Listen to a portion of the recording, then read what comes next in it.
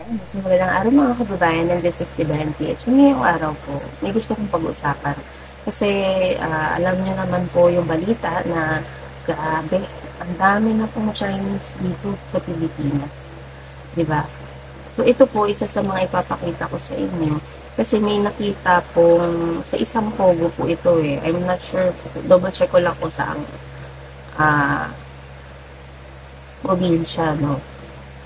Bali, may nakita po kasi uniform, parang general's uniform po ito ng isang Chinese, ganyan, something. Ito po, papakita ko sa inyo. Bali, ano po ito? Alam niyo naman, hindi tayo mahilig gumawa ng fake news lang. Kailangan may source talaga tayo. So, ito, yan ang sabi, an outstanding sergeant badge is found in one of the dorms in Porac, Pogo, sa Pampanga. Hub. Ito pa, additional military uniforms were also found again in a dorm inside the hub. This marks the third consecutive day that authorities have discovered such uniforms. Investigations are ongoing to determine whether there are Chinese military uniforms or not. Imposible namang props lang yan. Imposible namang mapunta yan doon na wala lang, diba? Ako hindi ako naniniwala na props lang yan or whatsoever. Kasi for sure, there is something more than that. Diba? Imposible namang iiwan lang nila itong uniforme nila or itong badge nila, diba? Siyempre mga kababayan, nakaka-alarma kasi hindi naman yan, parang ginagawa naman nilang show ngayong mga Pilipino na mag-iiwan sila ng ganyan at sasabihin props lang or whatsoever. There's something more behind that. Ano yan, for sure ako meron at meron yan dyan na nagmamay-ari. Di ba nakaka-alarma? It's a national security para sa atin, mga Pilipino. Naglabas po kasi ng statement, no, si DND Secretary Gibo Chodoro. Check ko lang po. Ayan, so sabi po dito, POG operations near Philippines military bases should be stopped.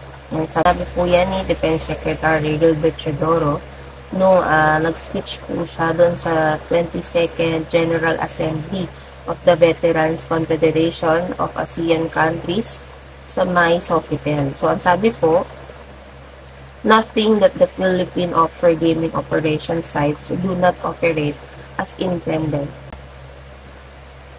The concerns is that we should stop these syndicated criminal activities operating out of our base, which weakens our financial standing, our country's ratings, and corrupt our society.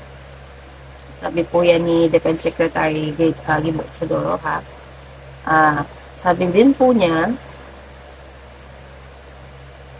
yung POGO sites na yan na kumbaga, ang China po ang namamahala should not be classified as traditional POGOs. Which po ni Secretary Gabo, kailangan ipatigil ang syndicated criminal activities na ito na nag-ooperate sa loob ng bansa. Dahil bukod sa pinapahina nito ang financial standing ng ating bansa at rating ng Pilipinas, ay kinokorap nito ang lipunan. Pinag-aaralan na ng mga otoridad ang mga ebidensya na nakuha sa Pogo raid sa Pampanga at Tarlac kaugnay ng illegal na aktibidad ng mga ito. Kung matatandaan niyo po, di ba yung ni-raid po dito sa may Bamban Tarlac, yung kay Mayor Alice Sumigo, may mga human trafficking cases din po. Di ba? And syempre, nakaka-alarma ito kasi, di ba matatandaan ninyo, hindi naman lingid sa kaalaman natin na yung previous admin, yung previous president natin, gusto pong maging province of China ang Pilipinas. Diba? Nantakin yung mga kababayan. Filipino president ka, tapos gusto mong maging China province ang Pilipinas. Parang pinagkalulo mo na ang Pilipinas. Tapos yung issue naman po dito kay Mayor Alice Mugo, regarding po sa pagkatao niya, kasi lahat hindi niya maalala.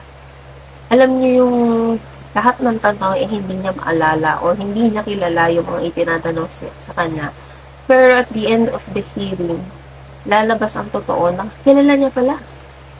At first, sabi niya, love child siya, wala siyang kapatid. Yun pala, may dalawa siyang kapatid. Tapos nung tinanong kung close sila, hindi daw. Pero nagtatravel sila madalas. Diba? Siyempre po mga kababayan, kasi may mga nagsasabi dyan, parang masyado naman daw harsh. Kailangan po talagang malaman yung pinaka-roots, diba? Kasi parang pinagmumukhang tanga yung mga Pilipino ang nag-support na tinatraidor na yung bayan mo. Diba? Tinatraidor na kayo. Winawalang hiya nga kasi yung sa West Philippines pa lang po. Grabe, napaka-aggressive nila. Ang dami po nating mga kababayan saan na nasasaktan dahil sa panghaharas na ginagawa nila.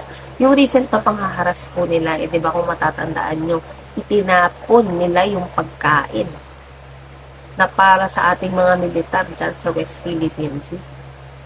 Biruin mo, bigla nilang gagawin yun.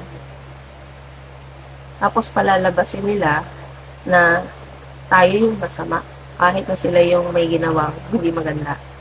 So, yung video na po yun, tingnan niyo po may ito. Paura, papagayin kayo. Paura na kayo, paura. Dali na paura. Diba? Kilala. Pero at the end of the hearing is kilala niya pala itong mga taong to. And syempre, bilang isang mayor na nalilink allegedly dito sa Apogo na parang halos likod lang po ng City Hall nila di ba? Imposibleng hindi mo alam o hindi mo nakikita. Wala kang idea, lalo na ikaw yung may-ari ng land, na may mga nangyayari na dyan, or may kaganapan na dyan, na illegal. Diba? Kasi nga, sabi po nung previous hearing, may mga human trafficking na nagaganap. Sabihin na natin legal yung pinaka-pogo, pero aside from that pogo, may iba pa pong activities na nagaganap. Diba? So, hindi mo talaga, mapapaisip ka talaga mga kababayan na ano ba talaga yung main agenda nitong mga taong ito. Lalo na nakakaalarma na malapit po sila sa mga base militar natin. Diba? The main thing is, alam natin na gusto ng previous admin na maging probinsya tayo ng China. Pero syempre, diba, iba pa rin yung alam talaga natin. Bakit? Dapat talaga kumbaga, dapat itong mga pugo dito totally maban na sa ating bansa kasi national security na po pinag-uusapan. Pero alam niyo mga kababayan, for sure ako, may mga magkokomento yan sa baba na magsasabi na naman na kung ano-ano. Yung mga pro-China na yan. Yan yung mga pro-China na nagsasabing maka-Pilipino sila. Biruin mo, mas sinusuportahan nila yung China kaysa sa mga kababayan nilang Pilipino kaysa sa Pilipinas. Ayan. So, sana, yung magawa na nga ng aksyon na itong mga pugos na malapit sa mga base militar natin, matanggal na talaga yan, Kasi nakakaalarma po bilang Pilipino yung ginagawang aksyon. Hindi nga lang dyan sa Pogo, pati yung ginagawa nilang panghaharas dyan sa West Philippines Sea, nakakaalarma na po. Kasi, parang na sila masyado na silang aggressive talaga.